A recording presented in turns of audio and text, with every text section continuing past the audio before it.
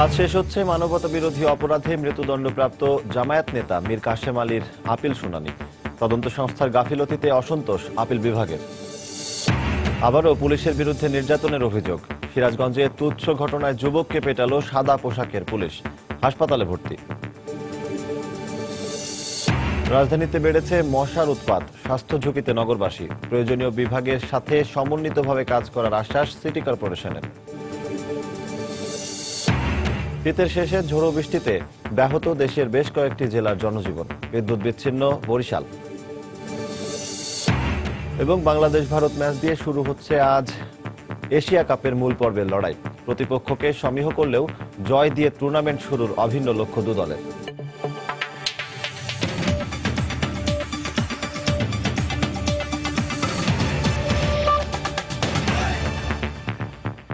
সময় সংবাদের সঙ্গে আছি আমি সজল দাস।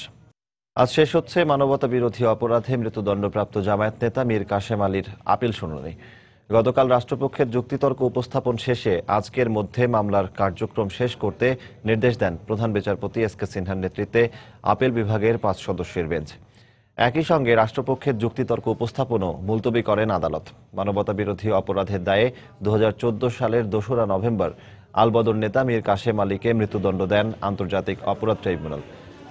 এর 4 সপ্তাহ পর খালাস চেয়ে সুপ্রিম কোর্টে আপিল করেন মীর কাশেমের আইনজীবীরা। আপিল শুনানিতে ট্রাইব্যুনালের প্রসিকিউশন এবং তদন্ত সংস্থার গাফিলতি নিয়ে অসন্তোষ প্রকাশ করেছেন আপিল বিভাগ। এ বিষয়ে অ্যাটর্নি জেনারেল সাংবাদিকদের বলেন, অভিযোগের সপক্ষে পর্যাপ্ত সাক্ষী না থাকায় মামলার তদন্তে ত্রুটি সহ বিভিন্ন কারণে ক্ষোভ প্রকাশ করেছেন আদালত।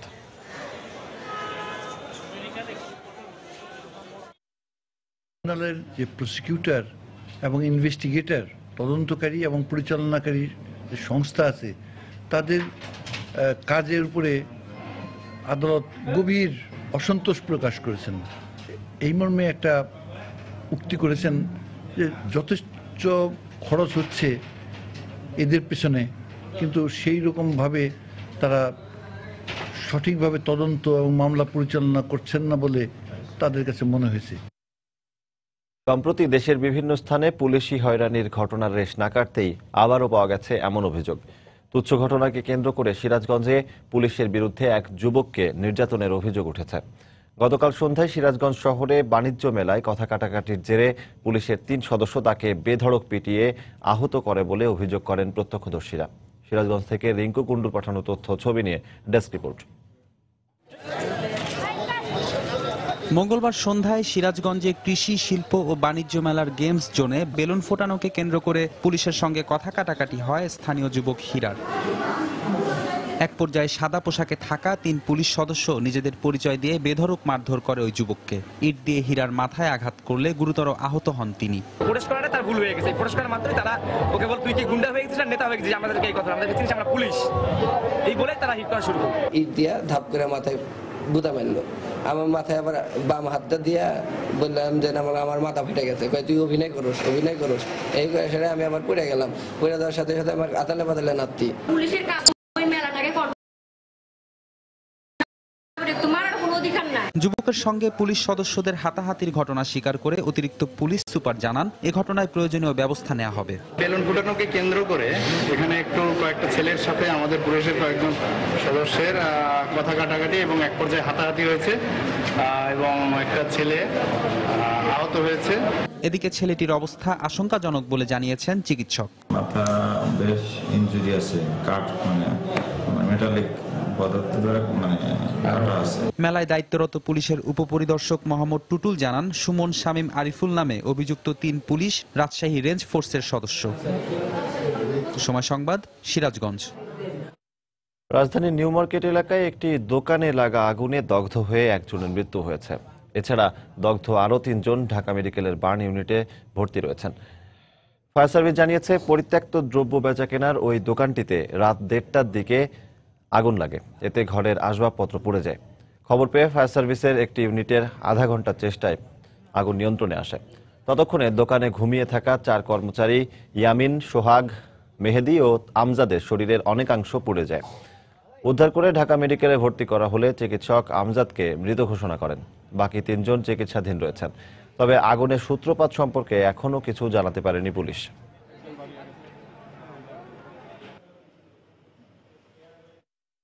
দুজনে পড়াই ছিল, মানে পড়া গেছে ওনারা, এগুলোগুলি হয়ে গেছে। তো কিছুক্ষণ পরে আরেকটু পরে আরেকটা আসছে, তো ওনার সময় আপনার পুলিশের যে গাড়িগুলো আছে ওখানে উঠে দিছে। তো পরে আরেকজন ছিল আর উনি মনে হয় না যে উনি জীবিত আছেন। টোটাল আগুন নিয়ন্ত্রণ করছে আমরা এখানে 40 মিনিটের মতো কাজ করেছি আর কি।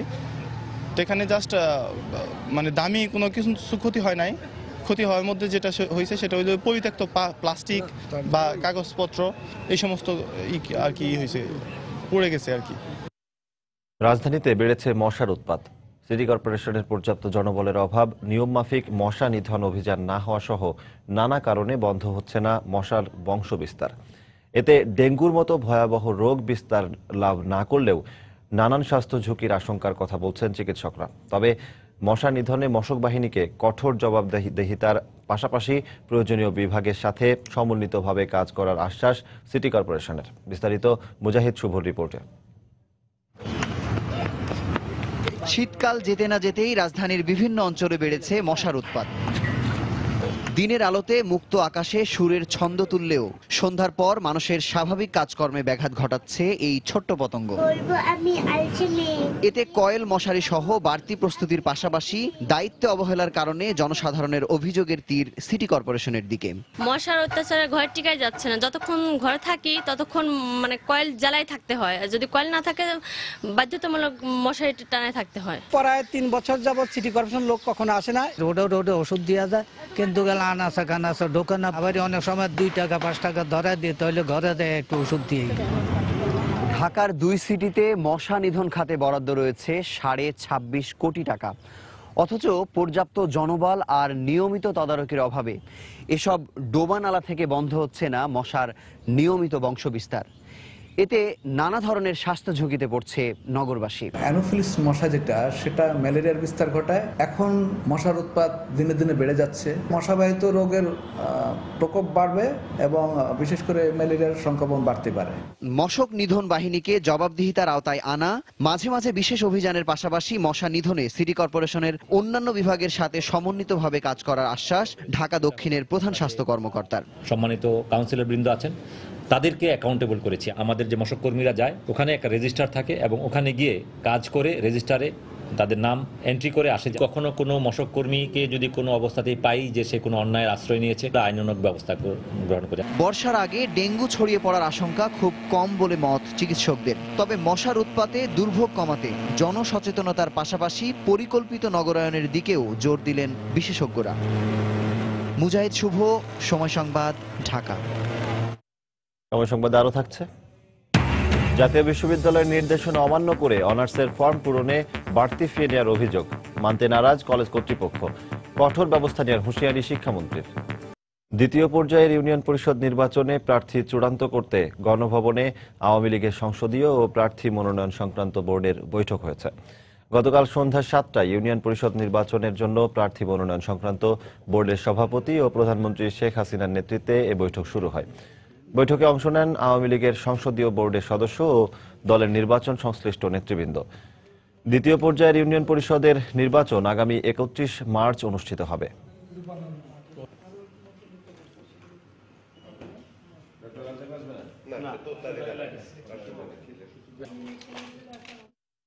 বাঙালির ভাষা আন্দোলন কেবল ইতিহাসই নয়, বিশ্বের অনেক ভাষার অস্তিত্ব টিকিয়ে রাখার অনুপ্রেরণা হিসেবেও কাজ করছে। এমনটাই মনে করেন জাতিসংঘের শিক্ষা ও সংস্কৃতি বিষয়ক সংস্থা ইউনেস্কোর অঙ্গ সংগঠন সেল। বিলুপ্তির হুমকির মুখে থাকা ভাষাকে বাঁচিয়ে রাখতে নতুন করে ভাবছে জাতিসংঘ সহ সারা বিশ্ব। নিউ ইয়র্ক থেকে শিহাবুদ্দিন কিসলুর পাঠানো তথ্য ছবি নিয়ে ডেস্ক রিপোর্ট। জাতিসংঘের তথ্য অনুযায়ী বিশ্বে 6000-এরও বেশি ভাষা রয়েছে, কিন্তু প্রতি বছর হারিয়ে যাচ্ছে অন্তত 20টি ভাষা। বর্তমানে 3500 এমন ভাষা রয়েছে যেসব ভাষায় কথা বলা মানুষের সংখ্যা মাত্র 10,000, আর 1750টি ভাষা রয়েছে যেসব ভাষায় কথা বলা মানুষের সংখ্যা 1500-এরও কম। আর এ কারণেই ধীরে ধীরে হারিয়ে যাচ্ছে অনেক ভাষা। এ অবস্থায় শতাব্দী শেষে বিশ্বের প্রায় অর্ধেক ভাষা বিলুপ্তি হয়ে যেতে পারে বলে আশঙ্কা ইউনেস্কোর। বিলুপ্তির হুমকিতে থাকা বিভিন্ন জাতিগোষ্ঠীর ভাষা সংরক্ষণে তাই বিশেষ কর্মসূচি হাতে নেওয়ার পরিকল্পনার কথা জানালেন জাতিসংঘের বহুভাষা সংরক্ষণ বিষয়ক আন্ডার সেক্রেটারি। বিলুপ্তি হতে যাওয়া ভাষার প্রচলন কিভাবে ছড়িয়ে দেওয়া যায় সে বিষয়ে আমরা আলোচনা চালিয়ে যাচ্ছি, আর এতে করে সংখ্যালঘু ভাষাভাষীর মানুষের মানবাধিকার সহ অন্যান্য সুযোগ সুবিধা লাভের সম্ভাবনা তৈরি হবে। সেই সঙ্গে অপমৃত্যুর হাত থেকে বাঁচবে বহু ভাষা। ভাষা নিয়ে আজ যত কথাবার্তা হচ্ছে তার নেপথ্যে গুরুত্বপূর্ণ অনুপ্রেরণা হিসেবে কাজ করছে বাংলা ভাষার জন্য বহু মানুষের আত্মত্যাগ। বিশ্বের 7ম বৃহত্তম ভাষা বাংলা। এ ভাষায় কথা বলে বিশ্বের প্রায় 23 কোটি মানুষ। বাংলা ভাষার এই বিকাশের মূল শক্তি ও অনুপ্রেরণা বাঙালির মহান ভাষা আন্দোলন। বাংলাদেশের দিকে তাকালেই উপলব্ধি করা যায় মাতৃভাষা সংরক্ষণ একটা জাতির জন্য কতটা গুরুত্বপূর্ণ। মাতৃভাষা দিবস উদযাপনের যেমন তাৎপর্য রয়েছে, তেমনি পৃথিবী থেকে ভাষা যাতে হারিয়ে না যায় সে বিষয়ে যথাযথ উদ্যোগ নিতে হবে। আন্তর্জাতিক ভাষার পাশাপাশি বিভিন্ন স্থানের আঞ্চলিক ভাষাগুলোকে গুরুত্ব দিতে হবে। সেসব ভাষার প্রচলনের ব্যবস্থা করতে হবে। মহান 21শে ফেব্রুয়ারি আন্তর্জাতিক মাতৃভাষার মর্যাদা লাভের মাধ্যমে বিশ্বে বাঙালিদের অবস্থান আরও সুসংগঠিত হয়েছে। শুধু তাই নয়, বিশ্বের বিভিন্ন ভাষা সংরক্ষণে নতুন করে পথ দেখালো তিতুমির আর সূর্য সেনের সংগ্রামী বাঙালি জাতি। ডেস্ক রিপোর্ট, সময় সংবাদ। শীতের শেষের ঝড়ো বৃষ্টিতে বিপর্যস্ত হয়ে পড়েছে বেশ কয়েকটি জেলার জনজীবন। বিদ্যুৎ বিচ্ছিন্ন হয়ে পড়েছে বরিশাল নগরী। স্থানীয় আবহাওয়া অফিস জানিয়েছে, ভোর 6টায় বরিশালে উত্তর পশ্চিম দিক থেকে 60 কিলোমিটার বেগে দমকা বাতাস ও বজ্রবৃষ্টি শুরু হয়।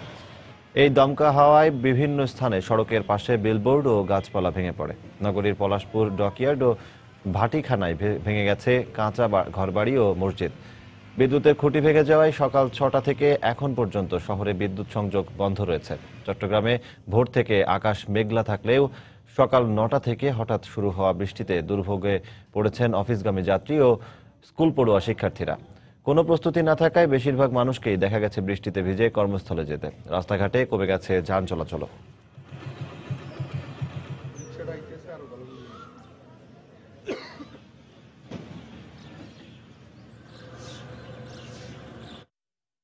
দর্শক, এই মুহূর্তে বরিশালের পলাশপুর এলাকায় আছেন সহকর্মী ফিরদাউস সোহাগ এবং চট্টগ্রামের হালি শহর এলাকায় আছেন রিপোর্টার পার্থ প্রতীক বিশ্বাস। আমরা সরাসরি চলে যাচ্ছি তাদের কাছে। প্রথমে যাচ্ছি পার্থের কাছে। পার্থ। ধন্যবাদ সজল। আজকে হঠাৎ করেই কিন্তু সকাল থেকে বন্দরনগরী চট্টগ্রামে আমরা দেখেছি মুষলধারে বৃষ্টিপাত হয়েছে। সকাল থেকে কিন্তু আকাশ মেঘলা থাকলেও কিন্তু সকাল ঠিক 8টা থেকে 8:30টার মধ্যেই কিন্তু প্রায় টানা 15 থেকে 20 মিনিট বৃষ্টিপাত হয়েছে বন্দরনগরী চট্টগ্রামে। সেই সাথে কিন্তু ঝোড়ো বাতাসও আমরা দেখেছি। এছাড়া এখানে যে বৃষ্টিপাত হয়েছে তার আগে থেকেই কিন্তু আকাশ মেঘলা ছিল এবং মেঘলা থাকার কারণেই কিন্তু এই বৃষ্টিপাতটা হয়েছে। আমরা আবহাওয়া অফিসের সাথে কথা বলেছিলাম, তারা আমাদেরকে জানিয়েছে যেহেতু এখন আবহাওয়া পরিবর্তন হচ্ছে সে কারণেই কিন্তু স্বাভাবিকভাবেই এই বৃষ্টিপাতটি হচ্ছে। তবে আজকে সারাদিনই থেমে থেমে এই বৃষ্টিপাত হওয়ার সম্ভাবনা রয়েছে এবং আবহাওয়া অফিস আমাদেরকে জানিয়েছে হালকা থেকে মাঝারি ধরনের বৃষ্টি কিন্তু হতে পারে। তবে এই বৃষ্টিপাত আজকে যেমন অব্যাহত থাকবে তেমনি কালকেও থাকতে পারে এমনটি আমাদেরকে জানিয়েছে। আর আমি যদি একটু চট্টগ্রামের নগরবাসীর কথা জানাই, হঠাৎ আসলে বৃষ্টিপাত হওয়ার কারণে কিন্তু অনেকটাই ভোগান্তিতে পড়েছে নগরবাসী। এক্ষেত্রে যারা স্কুলে যাওয়ার জন্য বিশেষ করে শিক্ষার্থীরা বের হয়েছে, আগে থেকে কোনো প্রস্তুতি না থাকার কারণে তাদেরকে দেখেছি অনেকটাই সমস্যায় পড়তে হয়েছে। এক্ষেত্রে যারা কর্মজীবী মানুষজন রয়েছে তাদেরকেও কিন্তু অনেকটা ভোগান্তিতে পড়তে হয়েছে, যেহেতু বৃষ্টি হওয়ার কোনো সম্ভাবনাই ছিল না। কিন্তু হঠাৎ করে মুষলধারে বৃষ্টি হওয়ার কারণে কি তারা অনেকটা ভিজে তাদের যে কর্মস্থল সেই কর্মস্থলে গেছে। তো আরেকটি জিনিস জানিয়ে রাখি, যেহেতু প্রতি বছরই চট্টগ্রামে বৃষ্টি হলে কিন্তু জলাবদ্ধতা হয়। এক্ষেত্রে আমরা এখন হালি শহরে আছি, এখানে কিন্তু প্রতি বছরই বৃষ্টি হলে কিন্তু জলাবদ্ধতার একটা শহরে পরিণত হয়। তো এখানকার এলাকাবাসী বলছেন সামান্য বৃষ্টিপাতেও কিন্তু এই হালি শহরে কিন্তু পানি জমে গেছে। তো সেক্ষেত্রে তারা বলছেন এর প্রস্তুতি যদি নিয়ে রাখা হয়, বিশেষ করে সিটি কর্পোরেশনের পক্ষ থেকে বৃষ্টির আগে যদি বিভিন্ন ধরনের এই যে জলাবদ্ধতামূলক কর্মসূচি নেওয়া হয়, তাহলে কিন্তু বৃষ্টি পড়লে অন্তত এই জলাবদ্ধতা থেকে মুক্তি পাবে নগরবাসী, এটি তারা বলছে। তো এই ছিল আমার কাছে এখনো পর্যন্ত চট্টগ্রাম থেকে বৃষ্টির সর্বশেষ খবর। সজল, আমরা এখন যাচ্ছি বরিশালে, সেখানে রয়েছে আমাদের আরেক সহকর্মী সোহাগ। পার্থ, আপনাকে ধন্যবাদ। বরিশালে আজ সকাল থেকে প্রচণ্ড ঝড় বৃষ্টি হয়েছে। সকালে প্রচণ্ড ঝড় বৃষ্টি হয়েছে। সকাল ভোর 5:55 বৃষ্টি শুরু হয়। 6টার দিকে ঝড়ের সূত্রপাতটা। আমাদের বরিশালের স্থানীয় যে আবহাওয়া অফিস আছে সেই আবহাওয়া অফিস থেকে জানা গেছে যে 60 কিলোমিটার বেগে ঝড় বয়ে যায় বরিশাল নগরীর উপর থেকে। এই ঝড়ের কারণে কিন্তু বিদ্যুতের তার ক্ষতিগ্রস্ত হয়েছে, ঘরবাড়ি, কাঁচা ঘরবাড়ি, বেশ কয়েকটি কাঁচা ঘরবাড়ি ক্ষতিগ্রস্ত হয়েছে। এখন পর্যন্ত জানা মতে প্রায় 12টি কাঁচা ঘর ভেঙে গেছে বলে স্থানীয় একজন ওয়ার্ড কাউন্সিলর আমাকে জানিয়েছেন। এছাড়া আমি যে এলাকাটিতে দাঁড়িয়ে আছি পলাশপুর এলাকায়, এখানে কিন্তু বিদ্যুৎ তো এই মুহূর্তে এখন পর্যন্ত সেই সকাল থেকে এখন পর্যন্ত বিদ্যুৎ সংযোগ বন্ধ রয়েছে। এছাড়া সারা বরিশাল নগরীর যে পরিস্থিতি আমরা দেখতে পেয়েছি সেটা হচ্ছে বিলবোর্ড ভেঙে পড়েছে, বিভিন্ন স্থানে গাছপালা ভেঙে পড়েছে, বিদ্যুতের ক্ষতিগ্রস্ত হয়েছে। ভাটিখানা নগরীর ভাটিখানা এলাকায় একটি মসজিদের চাল উড়ে গেছে এবং সেই জায়গাটিতে পুরো এলাকাটিতে বিদ্যুৎ ব্যবস্থা ভেঙে পড়েছে। আমরা বিদ্যুতের যারা কর্মকর্তা আছেন তাদের সাথে কথা বলে যেটা জানতে পেরেছি যে এই মুহূর্তে কয়েকটি এলাকায় বিদ্যুৎ চালু করা হয়েছে, তবে বরিশালের যে মেডিকেল ফিডার আছে সেটি এবং পলাশপুর ফিডার এখনো বন্ধ রয়েছে। সকাল 9টা পর্যন্ত সারা নগরীতে বিদ্যুৎ ব্যবস্থা বন্ধ রাখা হয়েছিল এবং বিচ্ছিন্ন ছিল। এছাড়া আমরা এই যে পলাশপুর এলাকায় আমি যেখানটায় দাঁড়িয়ে আছি এই জায়গাটিতে কিন্তু আমার পিছনটায় আমরা যদি একটুখানি দেখাই যে পানি জমে গেছে বৃষ্টির কারণে। আবহাওয়া অফিস জানিয়েছে যে বৃষ্টির কারণে এখানে প্রায় 15 মিলিমিটার বৃষ্টিপাত রেকর্ড করা হয়েছে। পলাশপুরের এই জায়গাটিতে আমরা দেখতে পাচ্ছি যে কয়েকটি অটোরিকশা এবং ভ্যান আসছে, মানুষ চলাচল করছে। এই জায়গাটিতে কিন্তু এখনো বৃষ্টির পানি জমে আছে এবং এই যে ক্ষতিগ্রস্ত লোকগুলো আমাকে জানিয়েছে যে যারা ঘরের মধ্যে ছিলেন, যাদের ঘরের টিনের চালা উড়ে গেছে, সেই জায়গাটিতে বেশ কয়েকজন চাপা পড়েছিলেন। তারা হালকা ইনজুর্ড হয়েছেন, তবে বড় ধরনের কোনো দুর্ঘটনা ঘটেনি মানুষের। এছাড়া কিন্তু ঘরবাড়ি কিন্তু ক্ষতিগ্রস্ত হয়েছে। এই ছিল মোটামুটি বরিশালের আজকের ঝড়ের সর্বশেষ। আমরা এখন ফিরছি স্টুডিওতে। দর্শক, বরিশালের পলাশপুর থেকে সহকর্মী ফিরদাউস হক এবং চট্টগ্রামের হালিশ শহর থেকে পার্থ প্রতিম বিশ্বাস আমাদের সাথে যোগ দিয়েছিলেন। তারা জানাচ্ছিলেন হঠাৎ ঝোড়ো হাওয়া এবং মুষলধারে বৃষ্টিতে বিপর্যস্ত জনজীবনের খবরাখবর। চলে যাচ্ছি পরের প্রসঙ্গে। গাইবান্ধায় দিন দিন ভয়াবহ আকার ধারণ করছে মাদক সমস্যা। আইন শৃঙ্খলা রক্ষাকারী বাহিনীর সদস্যরা মাদকাসক্তদের বিরুদ্ধে দফায় দফায় অভিযান চালিয়েও নিয়ন্ত্রণে আনতে পারছেন না। জেল থেকে ছাড়া পেয়ে আবারও তারা মাদকের সঙ্গে জড়িত হচ্ছেন। সংশ্লিষ্টরা বলছেন, মাদক মুক্ত সমাজ গড়তে মাদকাসক্তদের সংশোধনের কোনো বিকল্প নেই। ওবায়দুল ইসলামের তোলা ছবি নিয়ে বিস্তারিত হেদায়েতুল ইসলাম বাবুর রিপোর্টে। দফায় দফায় নদী ভাঙন, বেকারত্ব সহ নানা কারণে উত্তরের জেলা গাইবান্ধা অভাবী জনপদ হিসেবে পরিচিতি পেলেও এখানে বর্তমানে সবচেয়ে বড় সমস্যা মাদক নিয়ন্ত্রণে পুলিশ প্রশাসন সহ সংশ্লিষ্টরা জিরো টলারেন্স নীতি নিয়ে মাঠে নামলেও ফলাফল জিরো। মাদকের বিরুদ্ধে দফায় দফায় অভিযান চালিয়ে মাদকাসক্তদের গ্রেপ্তার করেও কোনো লাভ হচ্ছে না। পুলিশ ও সংশ্লিষ্টরা বলছেন, সামাজিক সচেতনতার পাশাপাশি মাদকাসক্তদের সংশোধনের উদ্যোগ নেওয়া দরকার। ছেলে মেয়েদেরকে বাইরে পাঠায় দিলে এখন ভয় যে ছেলেটা আমার মাদকাসক্ত হলো কিনা। মাদকাসক্তদের তো একটা ঠিকানা আছে, কারো না কারো পাশে থাকে তারা। সেই লোকটা যদি একটু সচেতন হয়, তাকে বুঝায়, তাহলেই একমাত্র মাদক নিয়ন্ত্রণ করা সম্ভব। 6টা মাস যদি কারাগারে তাদেরকে কারেকশনের ব্যবস্থা করা হয়, ফিজিক্যাল ফিটনেসের ব্যবস্থা করা হয়, তাহলে বোধহয় জামিন না নিয়ে ওই জায়গা থেকে সে সুস্থ হয়ে ফিরে আসতে পারে সমাজে। কারাবন্দী মাদকাসক্তদের চিকিৎসার মাধ্যমে সংশোধন করা সম্ভব বলে মনে করেন এই চিকিৎসক। যিনি কারা সহকারী সার্জন হিসেবে কাজ করেন, তিনিও কিন্তু কোনো ব্যাপারে বিশেষজ্ঞ কেউ নন। যে কারণে যে চিকিৎসা যেটা দেওয়া হচ্ছে, এটা একটা মোটামুটি গতানুগতিক একটা চিকিৎসা এবং মনোবিজ্ঞানীদের সেখানে কোনো অংশগ্রহণ নেই। বর্তমানে জেলা কারাগারে 784 জন বন্দীর মধ্যে মাদকাসক্ত কারাবন্দীর সংখ্যা 2 শতাধিক। কারাগারে প্রায় প্রতিদিনই যুক্ত হচ্ছে নতুন নতুন মাদকাসক্ত বন্দীর সংখ্যা। মাদকাসক্ত বন্দীদের অন্ধকার জীবন থেকে আলোর জগতে ফিরিয়ে আনতে কারাগারে মাদক নিরাময় কেন্দ্র গড়ে তোলা প্রয়োজন বলে মনে করছেন সংশ্লিষ্টরা। হেদায়েতুল ইসলাম বাবু, সময় সংবাদ, গাইবান্ধা। সময় সংবাদে আরো থাকছে, নোয়াখালী পৌর এলাকার অধিকাংশ সড়কই গর্ত আর খানাখন্দে ভরা। এলাকাবাসীর ভোগান্তি, মেরামতের উদ্যোগ নেই কর্তৃপক্ষের। এবং আবহাওয়া অনুকূলে থাকায় বগুড়ায় আলুর বাম্পার ফলন। দাম ভালো পাওয়ায় খুশি কৃষক, সংরক্ষণের পর্যাপ্ত ব্যবস্থা করার তাগিদ।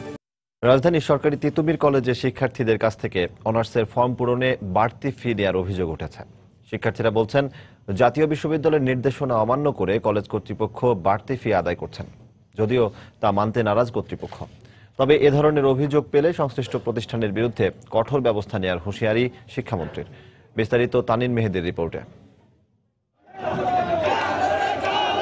জাতীয় বিশ্ববিদ্যালয়ে অধিভুক্ত রাজধানীর সরকারি তিতুমির কলেজের চতুর্থ বর্ষের চূড়ান্ত পরীক্ষার ফরম পূরণে বাড়তি ফি আদায়ের প্রতিবাদে সম্প্রতি আন্দোলনে নামে শিক্ষার্থীরা। তাদের অভিযোগ, কলেজের অধ্যক্ষ কোনো নিয়ম নীতির তোয়াক্কা না করেই বাড়তি ফি আদায় করছেন। এক্ষেত্রে রাজধানীর অন্যান্য সরকারি কলেজের তুলনায় কলেজের প্রতিটি বিভাগেই প্রায় 1000 টাকা বাড়তি নেওয়া হচ্ছে বলে অভিযোগ তাদের। অন্যান্য কলেজের তুলনায় আমাদের কলেজের ছাত্রদের কাছ থেকে গড়ে ফর্ম ফিল আপের নাম দিয়ে এবং সেশন নাম দিয়ে গড়ে প্রায় 1500 থেকে 2000 টাকা বেশি নিতেছে। কোটি কোটি টাকা সে দুর্নীতি করে সে এবং তার সাথে আরো অনেক প্রভাবশালী লোকজন জড়িত। প্রিন্সিপালের কাছে যাওয়া হয়েছে যে আমাদের কোন কোন খাতে কি কি পরিমাণ টাকা নেওয়া হচ্ছে, বাট প্রিন্সিপাল আমাদের এ ব্যাপারে কোনো হেল্প করে নাই।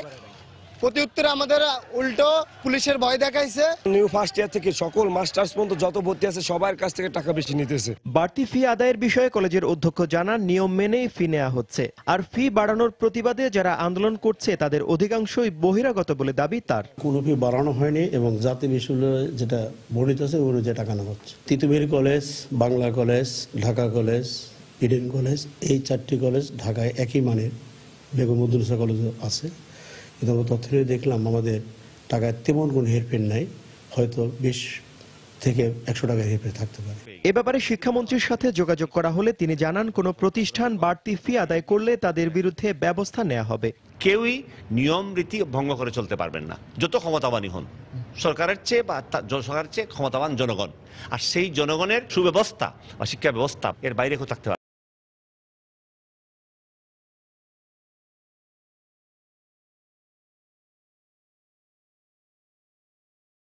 শিক্ষামন্ত্রী। তানিন মেহেদি, সময় সংবাদ, ঢাকা। আগামী জুলাইয়ে কার্যকর হচ্ছে নতুন মূসক ও সম্পূরক শুল্ক আইন। একই সাথে এই আইন বাস্তবায়নে চালু হচ্ছে মূসক অনলাইন কার্যক্রম। এনবিআর এর মতে এতে করদাতাদের হয়রানি বন্ধের পাশাপাশি ভ্যাট পরিশোধ সহজ ও স্বচ্ছ হবে। নতুন আইনে প্যাকেজ ভ্যাট বাতিল করা হয়েছে, তবে এ সিদ্ধান্তে অসম প্রতিযোগিতা ও দুর্নীতি বাড়বে বলে আশঙ্কা ব্যবসায়ীদের। বিস্তারিত জানাচ্ছেন হাজেরা শিউলি। বর্তমান মূসক আইনে ভ্যাট নিবন্ধন, রিটার্ন দাখিল, ভ্যাট রেয়াত আপিল সহ যাবতীয় কাজের জন্য ব্যবসায়ীদের দৌড়াতে হয় ভ্যাট অফিসে। এতে প্রচুর সময় নষ্ট হওয়ার পাশাপাশি ভোগান্তি নিত্যসঙ্গী। এছাড়া পণ্যের মূল্য অনুমোদন নিয়ে বিরোধে মামলা জটে ভ্যাট আদায় ব্যাহত হয়। এ অবস্থায় ভ্যাট ফাঁকি রোধ এবং ভ্যাট প্রদান সহজ ও স্বচ্ছ করতে 1 জুলাই থেকে কার্যকর হচ্ছে নতুন মূসক আইন। ডিজিটাল ব্যবস্থাপনা কাঠামো গড়ে তোলা হচ্ছে। কিছু কিছু আইনগত সংশোধনী প্রয়োজন ছিল, সেটা আমরা করেছি। সহকর্মীদেরকে প্রশিক্ষিত করেছি। জুলাই থেকে আমরা অনলাইন পদ্ধতিতে ভ্যাট সংগ্রহ করতে পারি। প্রকল্প পরিচালক জানান, নতুন আইনে অনলাইনে সব ধরনের মূসক সেবা দেয়া হবে, তবে বাতিল করা হয়েছে প্যাকেজ ভ্যাট সুবিধা। প্যাকেজ ভ্যাটের আওতায় থাকার কারণে অনেক বড় বড় ব্যবসায়ী প্রতিষ্ঠান, অনেক বড় বড় দোকানদার তারা কিন্তু সুযোগ নিচ্ছেন। তাদের টার্নওভার অনেক বেশি, কিন্তু তারা এটা দেখান না এবং তাদেরকে ধরা যায় না।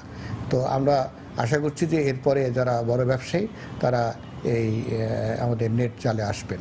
ব্যবসায়ীদের দাবি, বার্ষিক 80 লাখ টাকার বেশি টার্নওভারে প্রতি লেনদেনে 15% ভ্যাট নিলে তাদের আর্থিক ক্ষতির পাশাপাশি দুর্নীতি হবে। প্রতিটা ট্রানজাকশনে যদি আমাদের ভ্যাট দিতে হয় তাহলে 15% ইজ টু হাই। 15% লাভই করা যায় না, তাই 15% ভ্যাট দেবো কোত্থেকে?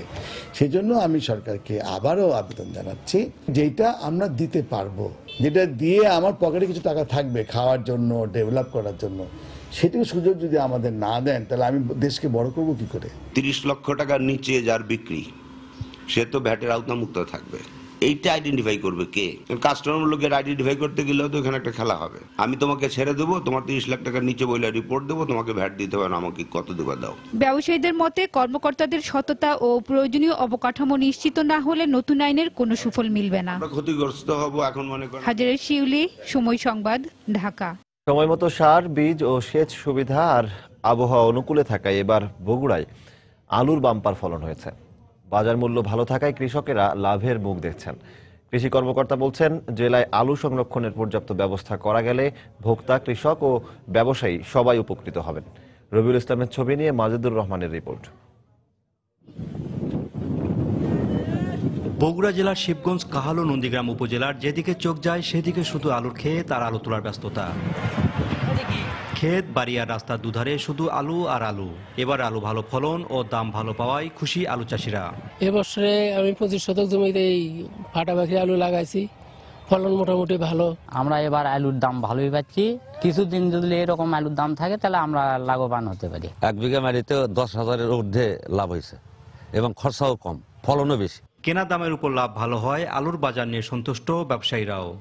রোমানা আলু কেনা হলো 300, 280 থেকে 380 পর্যন্ত পাগড়ি আলু। আমদানি বেশি, এবার ভালো, দামও ভালো। কৃষক মোটামুটি ভালোই দাম পাচ্ছে, আপনার 8 টাকা 9 টাকা কেজি দাম পাচ্ছে। মোটামুটি কৃষকের আর কি লস নাই। গত বছরের থেকে এই বছরে একটু দাম বেশি। কৃষি কর্মকর্তার মতে আলু সংরক্ষণে পর্যাপ্ত ব্যবস্থা করা গেলে ভোক্তা, কৃষক ও ব্যবসায়ী সবাই উপকৃত হবে। যদি আরও বেশি কোল্ড স্টোরেজ তৈরি করা যায় তাহলে আমার মনে হয় এই আলু সংরক্ষণ করা যাবে এবং সংরক্ষণের এক পর্যায়ে এটা মানুষের কাছে আসবে। কৃষি বিভাগের তথ্য মতে দেশের দ্বিতীয় বৃহত্তম আলু উৎপাদনকারী জেলা বগুড়ায় এবার 62,500 হেক্টর জমিতে 14 লাখ মেট্রিক টন আলু হয়েছে। এখানে 33টি কোল্ড স্টোরেজে 2 লাখ মেট্রিক টন আলু সংরক্ষণের ব্যবস্থা রয়েছে। মাজেদুর রহমান, সময় সংবাদ, বগুড়া। পয়লা ফাল্গুন, ভ্যালেন্টাইন্স ডে ও 21শে ফেব্রুয়ারিতে যশোরের গদখালির চাষিরা প্রায় 17 কোটি টাকার ফুল বিক্রি করেছেন। এই ফুল দিয়ে সারা দেশে ব্যবসা হয়েছে প্রায় 50 কোটি টাকা। ফুল গ্রামীণ অর্থনীতিতে অবদান রাখছে উল্লেখ করে এ খাতকে এগিয়ে নিতে সরকারি পৃষ্ঠপোষকতার দাবি জানিয়েছেন সংশ্লিষ্টরা। জুয়েল মৃধার তথ্য ও ছবি নিয়ে ডেস্ক রিপোর্ট। 1982 সালে যশোরের ঝিকরগাছা উপজেলার গদখালিতে প্রথম বাণিজ্যিকভাবে ফুল চাষ শুরু করেন শের আলী। ধান পাটের থেকে বেশি লাভ হওয়ায় তার দেখা দেখি অন্যরাও শুরু করেন ফুল চাষ। বর্তমানে গদখালি ও পানিসারা ইউনিয়ন সহ বেশ কয়েকটি ইউনিয়নে মাঠের পর মাঠে বাণিজ্যিকভাবে উৎপাদিত হচ্ছে রজনীগন্ধা, গোলাপ, জারবেরা সহ 11 ধরনের ফুল। ফুলটা একটা লাভজনক ব্যবসা, তার জন্য এই জনগণ এরপরে ঝুঁকে পড়েছে চাষিরা।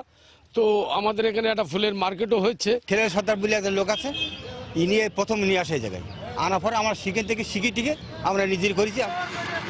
গদখালির চাষিরা মূলত জানুয়ারি ও ফেব্রুয়ারি মাসের 3-4টি দিনকে সামনে রেখেই ফুলের চাষ করেন।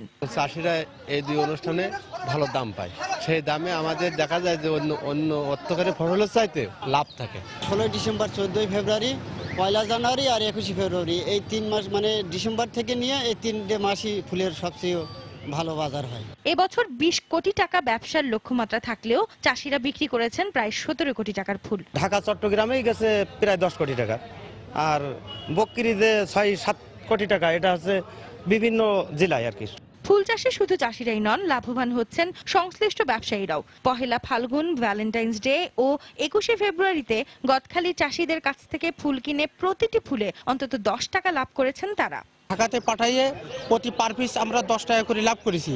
আবার ওখান থেকে যারা আবার বিক্রি করেছে তারা আবার মিনিমাম আরো 5 টাকা করে বেশি সয় বিক্রি করেছে। পার পিসে 5 থেকে 10 টাকা পার পিসে আমাদের লাভ হয় বা লাভে বেশি এই 3 অনুষ্ঠানের মাধ্যমে। এ খাতকে আরো এগিয়ে নিতে সরকারি পৃষ্ঠপোষকতা দরকার বলে জানিয়েছেন চাষি ও ফুল ব্যবসায়ী নেতা। সরকার যদি এই ফুল সেক্টরের প্রতি সদাই দৃষ্টি দেন তাহলে এই সেক্টরটি দিন দিন আরো উন্নয়ন করতে পারে। ঝিকরগাছার প্রায় 5000 হেক্টর জমিতে বাণিজ্যিকভাবে ফুলের চাষ হচ্ছে, আর এই ফুলকে কেন্দ্র করে দেশের প্রায় 10 লাখ লোক ফুল বাণিজ্যের সঙ্গে জড়িয়ে জীবিকা নির্বাহ করছেন। সময় সংবাদ, যশোর। নোয়াখালী পৌর এলাকার অনেক সড়কই গর্ত আর খানাখন্দে ভরা। দীর্ঘদিন ধরে এলাকাবাসী এ সমস্যায় বিপর্যস্ত হলেও উদ্যোগ নেই কর্তৃপক্ষের। গণপূর্ত বিভাগ জানিয়েছে প্রয়োজনীয় অর্থের অভাবে রাস্তা মেরামত করা যাচ্ছে না। সাইফুল্লাহ কামরুলের পাঠানো তথ্য ও মোহাম্মদ জামাল উদ্দিনের ছবি নিয়ে ডেস্ক রিপোর্ট। জেলখানা রোড, টাউন হল মোড়, সরকারি আবাসিক এলাকা রোড সহ নোয়াখালী পৌরসভার গুরুত্বপূর্ণ সড়কের অনেকদিন যাবৎ বেহাল দশা। ছোট বড় গর্ত তৈরি হয়েছে অধিকাংশ পাকা রাস্তাতেই, উঠে গেছে সড়কের পিচ কার্পেটিং। এ অবস্থায় এলাকাবাসী দীর্ঘদিন ধরে দাবি জানিয়ে আসছে রাস্তাগুলো দ্রুত মেরামতের, কিন্তু বছরের পর বছর যাচ্ছে আর বাড়ছে পৌরবাসীর দুর্ভোগ। আবাসিক এলাকার পাশাপাশি শহরের আরো অন্য গুরুত্বপূর্ণ রাস্তাগুলোর অবস্থা খুবই খারাপ। এই পৌর এলাকার বেশ কিছু রাস্তা গণপূর্ত বিভাগের অধীন। এই রাস্তাগুলো যুগের পর যুগ আজকে সংস্কারবিহীন অবস্থায় আছে। আমরা নাগরিক হিসেবে চাই যে সব সড়কগুলো যাতে সবসময় জনগণের চলাচল উপযোগী থাকে। সমস্যার কথা স্বীকার করে পৌর মেয়র জানান, গণপূর্ত বিভাগের অধীনে যেসব সড়ক সেগুলো পৌরসভা মেরামতের এখতিয়ার রাখে না। আমরা এখানে স্থানীয় নেতৃবৃন্দকে এবং গণপূর্তকে বলেছি এই রাস্তাগুলো সংস্কার করার জন্য। কেন কি কারণে হচ্ছে সেটা আমরা জানি না। অবশ্য গণপূর্ত বিভাগের এই কর্মকর্তা জানালেন, সড়ক মেরামতের জন্য প্রয়োজনীয় পদক্ষেপ নেওয়া হচ্ছে। রাস্তাগুলো মেরামত এবং সংরক্ষণের জন্য আমরা প্রাক্কলন তৈরি করে অর্থ বরাদ্দের জন্য পাঠিয়েছি। অর্থ বরাদ্দ পাওয়া গেলে এই রাস্তাগুলো আমরা মেরামত করব ইনশাআল্লাহ। 9টি ওয়ার্ড নিয়ে গঠিত নোয়াখালী পৌরসভায় 225 কিলোমিটার পাকা রাস্তা রয়েছে। এর মধ্যে শহরের প্রাণকেন্দ্রে অবস্থিত 10 কিলোমিটার রাস্তা চলাচলের অনুপযোগী হয়ে পড়েছে। সময় সংবাদ, নোয়াখালী। দেশের বাইরের খবর। নিজের ক্ষমতার মেয়াদকাল শেষ হওয়ার আগেই কিউবার গুয়ান্তানামো বে সামরিক কারাগার বন্ধ করবেন বলে জানিয়েছেন মার্কিন প্রেসিডেন্ট বারাক ওবামা। মঙ্গলবার দেয়া এক ভাষণে ওবামা ওই কারাগার বন্ধের একটি নির্দিষ্ট পরিকল্পনা তুলে ধরেন। ওবামার পরিকল্পনাটি ইতোমধ্যে মার্কিন কংগ্রেসে পাঠানো হয়েছে। পরিকল্পনা অনুযায়ী কারাগারের বন্দীদের পর্যায়ক্রমে যুক্তরাষ্ট্রের ভেতরে ও অন্যান্য দেশে স্থানান্তর করা হবে। তিনি বলেন, বিচারের প্রক্রিয়া ছাড়া অনির্দিষ্টকালের বন্দীদের আটকে রাখা মার্কিন মূল্যবোধ বিরোধী। বর্তমানে গুয়ান্তানামো কারাগারে 91 জন বন্দী রয়েছেন। 2009 সালে ক্ষমতা গ্রহণের শুরুতেই ওবামা ওই কারাগারটি বন্ধ করে দেওয়ার প্রতিশ্রুতি দেন। তবে বন্দীদের ছেড়ে দিলে তারা পুনরায় সন্ত্রাসী কর্মকাণ্ডে যুক্ত হবে, এই যুক্তিতে রিপাবলিকানরা ওবামার পরিকল্পনার বিরোধিতা করে আসছেন। শিশুর স্বাভাবিক প্রসব সন্তান না হলে অথবা মায়ের শারীরিক জটিলতা থাকলে অস্ত্রোপচারের মাধ্যমে ভূমিষ্ঠ করানো বেশ স্বাভাবিক প্রক্রিয়া। তবে এই চিকিৎসা পদ্ধতি যদি গরিলার ক্ষেত্রে প্রয়োগ করা হয়, অবাক হওয়াটাই স্বাভাবিক। ব্রিটেনের চিকিৎসকরা তাই করে দেখিয়েছেন। চলুন দেখে আসি ভীষণ চ্যালেঞ্জিং সেই গরিলা শিশু প্রসবের বিস্তারিত। সদ্য ভূমিষ্ঠ এই গরিলা শিশুটি এখন ব্রিটেনের ব্রিস্টন শহরবাসীর মনোযোগের কেন্দ্রবিন্দুতে পরিণত হয়েছে। দেশটির ইতিহাসে প্রথমবারের মতো অস্ত্রোপচারের মাধ্যমে জন্ম নেয় এই মেয়ে গরিলাটি। শিশুটির মা কেরা বেড়ে উঠেছে ব্রিস্টলের একটি সাফারি পার্কে। অন্তঃসত্ত্বা থাকার সময় গরিলাটি প্রি এক্ল্যাম্পসিয়া বা উচ্চ রক্তচাপজনিত রোগে ভোগায় প্রাণ সংকটে পড়ে শিশুটি। এ অবস্থায় শিশুটিকে অস্ত্রোপচারের মাধ্যমে প্রসবের সিদ্ধান্ত নেয় পার্ক কর্তৃপক্ষ। স্থানীয় গাইনি চিকিৎসক ডেভিল কাহিলের ওপর দায়িত্ব পড়ে অস্ত্রোপচারের। পেশাগত জীবনে অস্ত্রোপচারের মাধ্যমে তিনি অসংখ্য শিশু ভূমিষ্ঠ করলেও কোনো গরিলার শরীরে ছুরি চালানো এটাই প্রথম। মা গরিলার সব ধরনের স্বাস্থ্য পরীক্ষা শেষে 12 ফেব্রুয়ারি কাহিলের নেতৃত্বে সাফারি পার্কের মেডিকেল বোর্ডের সহায়তায় 3 ঘন্টার জটিল এ অস্ত্রোপচার সফলভাবে সম্পন্ন হয়। মায়ের জঠর থেকে বেরিয়ে আসে 2 পাউন্ড ওজনের ক্ষুদে গরিলাটি।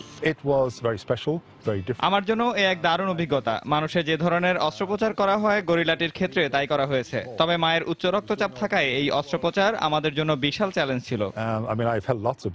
জন্মের পরপরই শিশুটি শ্বাসকষ্টজনিত রোগে ভোগায়। বেশ চিন্তায় পড়ে যান চিকিৎসকরা। তবে সেবা শুশ্রূষার মাধ্যমে মা ও শিশু ধীরে ধীরে সুস্থ হয়ে উঠছে বলে জানায় চিকিৎসকরা। জন্মের পরপর মনুষ্য শিশুর নিউমোনিয়া হয়ে থাকে, তবে সঠিক চিকিৎসা দিলে 1 সপ্তাহের মাথাতেই তা সেরে যায়। এই গরিলা শিশুটির ক্ষেত্রেও তাই হয়েছে। শিশুটিকে পার্কে ছাড়ার আগে আরো কয়েক মাস পর্যবেক্ষণে রাখা হবে বলে জানায় কর্তৃপক্ষ। দিনের একটি নির্দিষ্ট সময় শিশুটিকে মায়ের কাছে রাখা হলেও বাকি সময় সে সেবিকাদের তত্ত্বাবধানে থাকে। তবে শিশুটিকে কি নামে ডাকা হবে তা নিয়ে এখন ব্যস্ত ব্রিস্টনের সাফারি পার্ক কর্তৃপক্ষ। এর আগে সান ডিয়েগোতেও এভাবে অস্ত্রোপচারের মাধ্যমে জন্ম নেয় আরেকটি গরিলা। বনভূমি ধ্বংস ও মানব পাচারকারীদের কারণে পৃথিবী থেকে দিন দিন গরিলা বিলুপ্ত প্রাণীতে পরিণত হওয়ার কারণে তাদের অস্তিত্ব টিকিয়ে রাখতে গরিলার অস্তিত্ব রক্ষার বিষয়টিকে নিয়ে তৎপর হয়ে ওঠে বিভিন্ন দেশ। সঞ্জনা চৌধুরী, সময় সংবাদ। এশিয়া কাপের খবর। মূল পর্বের প্রথম ম্যাচে আজ 5 বারের চ্যাম্পিয়ন ভারতের মুখোমুখি হবে বাংলাদেশ। গেল আসরে গ্রুপ পর্ব থেকে বিদায় নেয়া মাশরাফিরা এবার বেশ সচেতন। তাই প্রথম ম্যাচে জয় দিয়ে আত্মবিশ্বাসটা বাড়াতে চায় টাইগাররা। আর দুর্দান্ত ফর্মে থাকা ভারতও চাইছে জয় দিয়ে আসরটা শুরু করতে। মিরপুর শেরেবাংলা স্টেডিয়ামে দু দলের ম্যাচটি শুরু হবে বাংলাদেশ সময় সন্ধ্যা 7:30টায়। এশিয়ার শ্রেষ্ঠত্বের ট্রফি হাতে অংশগ্রহণকারী দলের অধিনায়করা সবার কাছে কাঙ্ক্ষিত এই ট্রফি কে জিতবে? জয় পেতে দৃঢ় প্রতিজ্ঞ মালিঙ্গা, বিরাট, মাশরাফিরা। প্রথম আসরে চ্যাম্পিয়ন ভারতের 5 থেকে 6, নাকি লঙ্কানরা আগেভাগেই পূরণ করবে 6-এর কোটা, অথবা প্রথমবারের মতো টাইগারদের হাতে উঠবে শ্রেষ্ঠত্বের এই ট্রফি? আসরটা টি-20-র বলে কিনা কাউকেই ছোট করা যাচ্ছে না। গেল বছরটা ওয়ানডে ক্রিকেটের সোনালী মঞ্চে স্বপ্নের মতো কাটলেও টি-20-র পারফরমেন্স ছিল হতাশার চাদরে ঢাকা। ক্ষুদ্র এই সংস্করণে কবে জ্বলে উঠবে টাইগাররা? এমন প্রশ্ন শুনে ক্লান্ত মাশরাফিরা, কারণ এখন পর্যন্ত 50টি টি-20 ম্যাচে টাইগারদের জয় যে আছে মাত্র 15টিতে। তবে সময়টা এখন বদলে যাওয়ার। জিম্বাবুয়ের সঙ্গে প্রস্তুতি ম্যাচের পর খুলনা, চট্টগ্রাম ও ঢাকায় কয়েক দফা অনুশীলন করেছে টাইগাররা। স্কিল ও ফিটনেসেও এসেছে পরিবর্তন। তাই প্রথম ম্যাচে প্রতিপক্ষ শক্তিশালী ভারত হলেও ভালো করার ব্যাপারে আত্মবিশ্বাসী অধিনায়ক মাশরাফি। তার উপর গেল বছর ওয়ানডেতে ভারতের বিপক্ষে সিরিজ জয়ের সুখস্মৃতি তো আছেই। Indian batting order is always been challenge. টি-20তে আগে থেকেই কিছু বলা মুশকিল, তবে শুধু টি-20 নয়, সব ফরম্যাটেই বিশ্বের অন্যতম সেরা ব্যাটিং লাইন আপ ভারতের। এটাকে আমরা চ্যালেঞ্জ হিসেবে দেখছি এবং প্রথম ম্যাচেই তাদের মোকাবেলা করার জন্য প্রস্তুত রয়েছে। মাশরাফিদের ভাবনায় যেখানে দাগ কেটে আছে ভারতের শক্তিশালী ব্যাটিং লাইন আপ, সেখানে পুরো ভারতমগ্ন মুস্তাফিজ বধের পরিকল্পনায়। এশিয়া কাপের আগে অস্ট্রেলিয়ার মাটিতে লঙ্কানদের বিপক্ষেও সিরিজ জিতেছে ধোনিরা। সেই সঙ্গে মিলেছে র্যাঙ্কিংয়ের শীর্ষস্থান। দুর্দান্ত সময় পার করা ভারত শেষ শিরোপা জিতেছে 2010 সালে। তাই এবার শিরোপার জন্য মুখে আছে রবি শাস্ত্রীর শিষ্যরা। Mustafizur has done really well. বাংলাদেশের মুস্তাফিজের বল ব্যাটসম্যানদের জন্য মোকাবেলা করা সত্যিই বেশ কঠিন, তাই তার বিষয়ে আমরা বাড়তি হোমওয়ার্ক করেছি। আর এশিয়া কাপের মাধ্যমে টি-20 বিশ্ব আসরের প্রস্তুতিটা বেশ ভালোভাবে সেরে নিতে পারবো। এই ফরম্যাটে প্রতিটি দলই শক্তিশালী, তাই সব দলকেই সমানভাবে গুরুত্ব দিয়ে দেখছি। দু দলের পরিসংখ্যানে অবশ্য এগিয়ে আছে ভারত। এখন পর্যন্ত দুবার টি-20তে দেখা হয়েছে দু দলের, তবে কোনোবারই জয় পায়নি বাংলাদেশ। 2012 সালের ফাইনালে স্বপ্নের খুব কাছে গিয়েও পাকিস্তানের কাছে হেরে স্বপ্নভঙ্গের বেদনা সঙ্গী হয়েছিল বাংলাদেশের। আর গেল আসরে তো সব ম্যাচেই ভরাডুবি। এবার তাই ভাষার মাসে সব আক্ষেপ আর হতাশাকে দূরে ঠেলে জ্বলে ওঠার প্রত্যয় মাশরাফিদের। ফতুল্লার খান সাহেব ওসমান আলী স্টেডিয়াম থেকে পারভিন আক্তার, সময় সংবাদ। উয়েফা চ্যাম্পিয়ন্স লিগের খবর। লিওনেল মেসি জাদুতে শীর্ষ 16 এর প্রথম লেগে দুর্দান্ত জয় পেল বার্সেলোনা। মেসির জোড়া গোলে আর্সেনালকে 2-0 গোলে হারিয়েছে বার্সা। অন্যদিকে 2-2 গোলে ড্র হয়েছে বায়ার্ন মিউনিখ ও জুভেন্টাসের মধ্যকার খেলা। আর্সেনালের ঘরের মাঠ এমিরেটস স্টেডিয়ামে প্রথমার্ধে চলে হাড্ডাহাড্ডি লড়াই। তবে ফুটবলারদের গোল মিস আর রক্ষণভাগের দৃঢ়তায় ম্যাচের 70 মিনিট পর্যন্ত কোনো গোল করতে পারেনি দুদলই। খেলার 71 মিনিটে নেইমারের অ্যাসিস্টে দারুণ ফিনিশিংয়ে গোল করে বার্সেলোনাকে এগিয়ে নেন মেসি। এরপর গোল শোধে মরিয়া হয়ে ওঠা আর্সেনালের কপাল পড়ে পেনাল্টির কবলে পড়ে 83 মিনিটে স্পট কিক থেকে জয়সূচক গোল করে প্রায় 60,000 স্বাগতিক সমর্থককে হতাশায় ডোবান মেসি। অন্যদিকে জুভেন্টাসের মাঠে ম্যাচের 43 মিনিটে মুলারের গোলে এগিয়ে যায় বায়ার্ন মিউনিখ। এরপর 55 মিনিটে রোবেনের দুর্দান্ত গোলে 2-0 লিড নিলে অনেকটাই একপেশে লড়াইয়ের ইঙ্গিত দিতে থাকে বায়ার্ন। তবে 63 মিনিটে দিবালা আর 76 মিনিটে স্টেফানোর গোলে দারুণভাবে খেলায় ফেরে জুভেন্টাস। শেষ পর্যন্ত 2-2 গোলে ড্র হয় জার্মান ইতালিয়ান জায়ান্টদের লড়াই। Kimmich's touch falling for Mandzukic. What a moment! Dybala halves the deficit. There's a completely different feel about the game now. Morata heading it into a dangerous area. It's 2-2. এই পর্যায়ে শীর্ষ সংবাদ জানিয়ে দিচ্ছি আরেকবার। আজ শেষ হচ্ছে মানবতা বিরোধী অপরাধে মৃত্যুদণ্ডপ্রাপ্ত জামায়াত নেতা মীর কাশেম আলীর আপিল শুনানি। তদন্ত সংস্থার গাফিলতিতে অসন্তোষ আপিল বিভাগের। আবারও পুলিশের বিরুদ্ধে নির্যাতনের অভিযোগ। সিরাজগঞ্জে তুচ্ছ ঘটনায় যুবককে পেটালো সাদা পোশাকের পুলিশ, হাসপাতালে ভর্তি। রাজধানীতে বেড়েছে মশার উৎপাত, স্বাস্থ্য ঝুঁকিতে নগরবাসী। প্রয়োজনীয় বিভাগের সাথে সমন্বিতভাবে কাজ করার আশ্বাস সিটি কর্পোরেশনের।